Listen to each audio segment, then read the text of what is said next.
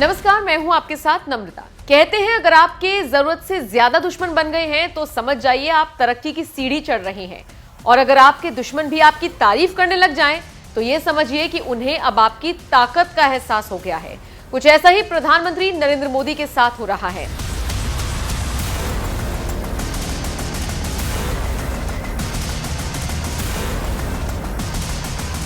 साल 2014 में जब नरेंद्र मोदी सत्ता में आए तो उनके करोड़ों चाहने वाले थे, लेकिन विरोधी दलों ने पीएम के खिलाफ ऐसा दुष्प्रचार किया कि कुछ तबके उनके विरोध में चले गए। अपने ही भारत में पीएम मोदी के खिलाफ इस कदर विरोध शुरू हुआ जो आज तक जारी है। विरोध करने वालों में जेएनयू के छात्र भी रहे। इसका सबूत थे वो वीडियोस जो अब से कुछ साल पहले इस यूनिवर्सिटी से सामने आए थे। बवाल ऐसा हुआ कि भारत विरोधी नारे लगाने वालों को टुकड़े टुकड़े गैंग नाम दिया गया। अब उसी जेएनयू की पूर्व छात्रा शैला राशिद से जुड़ी ऐसी खबर सामने आई जिसने दिल्ली से लेकर कश्मीर तक को हैरान कर दिया। दरअसल खबर है कि शैला राशिद बीजेपी के टिकट पर चुनाव लड़ सकती हैं। खबर तो यह भी मिल रही है कि शैला राशिद महबूबा मुफ्ती के खिलाफ चुनाव लड़ेगी और फिर सीएम भी बन सकती हैं।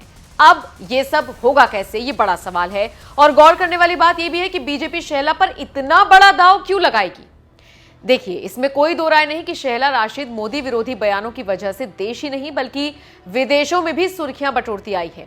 ये वही शैला है जिन्होंने मोदी सरकार के अनुच्छेद 370 हटाने के फैसले को निरस्त करने के लिए सुप्रीम कोर्ट में याचिका लगाई थी। इतना ही नहीं, जम्मू कश्मीर राज्य को 2 केंद्र शासित प्रदेशों में बदलने के फैसले को भी शैला ने सुप्रीम कोर्ट में चुनौती दी थी। हैरानी की बात यह है कि जैसे ही इन याचिकाओं पर सुनवाई की बारी आई तो शैला पीछे हट गई। उन्होंने इस केस से अपना नाम वापस ले लिया था। इतना ही नहीं, पिछले काफी वक्त से वो मोदी सरकार का गुणगान करती हुई नजर आ रही हैं। हाल ही में शैला ने कहा था कि मोदी सरकार के नेतृत्व में कश्मीर के हालात सुधरे हैं और लोगों की जिंदगियां बच रही हैं। आपको बता दें, स्वतंत्रता दिवस के मौके पर हिजबुल आतंकवादी के भाई रईस मट्टू ने अपने घर पर तिरंगा लहराया था। जम्मू कश्मीर के सोपोर में जिस तरह से रईस मट्टू ने राष्ट्रीय ध्वज फहराया, उसे लेकर उसने जानकारी दी और कहा कि किसी के दबाव में वो ऐसा नहीं कर रहा। सुनिए रईस ने क्या कुछ कहा। जी, आपका नाम और आज आपने यहाँ पे झंडा लहराया है, क्या सोच के आपने ये झंडा लहराया? मैंने दिल से लहराया है, अपनी मर्जी से लहराया है, किसी का कोई प्रेशर नहीं, कोई दबाव नहीं, मैंने दिल से लहराया। क्या सोचा आपने? बस हकीकत ही है, यही मैंने सोचा है। मैं यही यूथ को पैगाम दे रहा हूँ, कौमेदारी में आओ, यही हमारे लिए ठीक है। सारी जान से अच्छा हिंदुस्तान हमारा, हम बुलबुले इसकी, ये गुलिस्तान हमारा। तो डेवलपमेंट हो रहा है?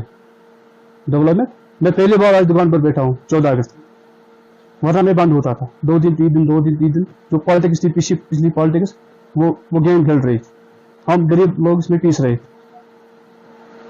मैं यूथ को यही पैगाम दे रहा हूँ, आओ कर्मचारी में आओ, हिंदुस्तान के झंडे तले डेवलपमेंट चल रही है। आज कानून अच्छा है, आज इंसाफ हो रहा है, आज किसी को बेगुनाह नहीं पकड़ते, जिसने गलत किया है उसी को पकड़ते हैं, ये क्लियर है। तो आपका भाई एक्टिव है इस टाइम? हाँ, एक्टिव 2009 में हुआ, उसके बाद में पता नहीं अभी जिंदा है या मरा है। तो क्या मैसेज है आपकी? उसके मैसेज अगर जिंदा है और मेरी बात उसके पहुंचेगी, मैं उसको कर रहा हूँ, इल्तिजा कर रहा हूँ, आए या खुद एजेंसी के साथ रब्ता करें। आज वो हालात नहीं रहे, अब पाकिस्तान से कुछ नहीं होगा, अब हालात क्लियर हो गए है। क्या हालात है, क्या वो बेकारी मुल्क है पाकिस्तान, वो क्या देगा? हम हिंदुस्तानी थे, है और रहेंगे। अब रईस के इसी बयान को शेयर करते हुए शैला राशिद ने ट्विटर पर लिखा, इसे स्वीकार करना भले ही असुविधाजनक लग रहा हो, लेकिन नरेंद्र मोदी सरकार और एलजी प्रशासन के तहत कश्मीर में मानवाधिकार रिकॉर्ड में सुधार हुआ है। मेरा मानना है कि सरकार के स्पष्ट रुख ने कुल मिलाकर जीवन बचाने में मदद की है, ये मेरा दृष्टिकोण है। इतना ही नहीं, शैला ने एक और ट्वीट में प्रधानमंत्री मोदी के लाल किले से दिए गए भाषण का जिक्र किया और लिखा, जैसा कि प्रधानमंत्री ने अपने भाषण में कहा, भारत वास्तव में ऊर्जा परिवर्तन में अग्रणी भूमिका निभा रहा है। इस तथ्य को देखते हुए कि भारत ऐतिहासिक रूप से प्रदूषण फैलाने वालों में नहीं रह रहा है, इस लिहाज से प्रधानमंत्री नरेंद्र मोदी का सक्रिय दृष्टिकोण सराहनीय है। शैला भले ही अब पीएम मोदी और उनकी सरकार की तारीफ कर रही हो, लेकिन एक वक्त था जब अपने बयान से वो हंगामा खड़ा कर देती थी। साल 2018 में शैला ने एक ट्वीट लिखा था जिसमें उन्होंने कहा था कि ऐसा लगता है जैसे आरएसएस और नितिन गडकरी पीएम नरेंद्र मोदी की हत्या की योजना बना रही हैं और फिर इसका दोष मुसलमानों कम्युनिस्टों पर मढ़ देंगे और फिर मुसलमानों को मार डालेंगे राजीव गांधी स्टाइल में। कानून को लेकर भी वो कई बार मोदी सरकार को घेरती रही है। अच्छा, अब सवाल ये उठता है कि आखिर बीजेपी सुर बदलने वाली शैला को मौका क्यों दे सकती है? दरअसल ऐसा माना जा रहा है कि जम्मू कश्मीर में बीजेपी को एक बड़े मुस्लिम चेहरे की जरूरत है। शैला एक जानी मानी शख्सियत है, पहले विरोध करने वाली अब मोदी के समर्थन में बात करने लगी है। ऐसे में मुफ्ती के खिलाफ शैला को खड़ा कर बीजेपी सत्ता में आने की तैयारी कर सकती है।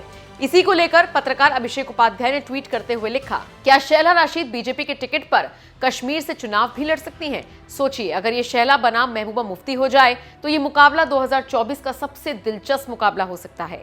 नोट, कभी कश्मीर में सेना पर तथ्यहीन आरोपों की बौछार करने वाली जेएनयू की पूर्व छात्र शैला अब ये मानती है कि मोदी सरकार के दौर में कश्मीर में मानवाधिकारों का रिकॉर्ड कहीं बेहतर हुआ है।